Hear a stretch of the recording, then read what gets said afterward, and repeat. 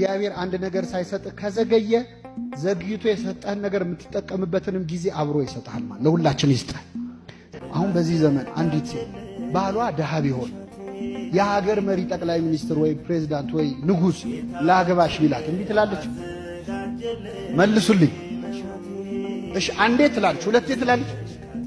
ሁለተኛው ላይ እኔ አንተ አየው ለውጥ የለህም፣ አትሻሻልም፣ አንተ የሚለፍልህ እኔ ማሳለፍልሃለሁ፣ ትረዳኛለህ፣ መቼስ አንደርስታንድ ታደርጋለህ ነው የምትለው። ሳራ ግን ሁለት ጊዜ ደሃውን አብርሃምን ተከተለች። እንዲህ ያለው ፍቅር ያድላችሁ። አብርሃም ሲዋዛ ሰው መሰላችሁ እንዴ?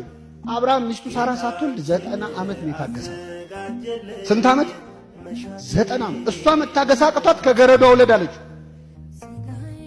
ምናልባት ከሱ ከሆነ ችግሩ ብላ ቼክ ልታረግም ይሆን። ከገረዷ ወለደ፣ አስወጣልኝ አለች፣ አስወጣላት። 90 ዓመት ሙሉ አንድ ቀን ፊቱን ሳያጠቁርባት ሳራ ታገሳት። የታገሰ ከሚስቱ ይወልዳል ይባላል። የታገሰ ከማን ይወልዳል? በ90 ዓመቷ ልጅ አገኘች። ለአብርሃም ትዕግስት ብሎ እግዚአብሔር ሳራን ልጅ ሰጣ። ምናልባት በ90 ዓመት ወለደች ሲባል ምን ያደርግላታል ከዚህ በኋላ? አሁን 90 ዓመት ወልዳ እንደው ትንሽ ቀደም ቢያደርገው እግዚአብሔር እንላለን እኮ አንዳንዴ።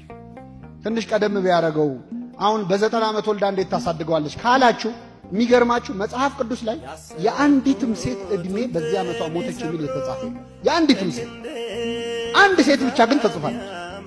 እሷም ሳራ ነች። የሔዋን እንኳን እድሜ አልተጻፈም።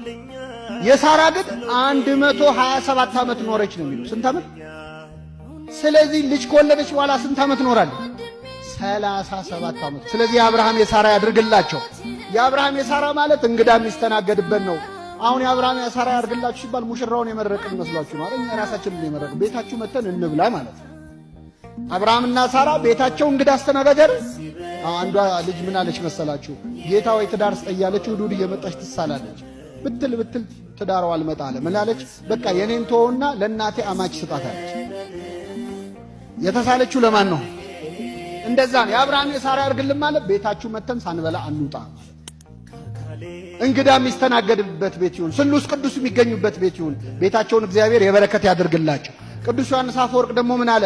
ባልና ሚስቱን እንደ ዓይንና እንደ እጅ ያርጋቸው እግዚአብሔር አለ። እጅ ሲቆስል የሚያለቅሰው ማን ነው? ዓይን ሲያለቅስ የሚጠርገው ማን ነው? እግዚአብሔር እንደዚህ ያድርጋቸው። የሰማነውን በልቡናችን ያሳድርብን።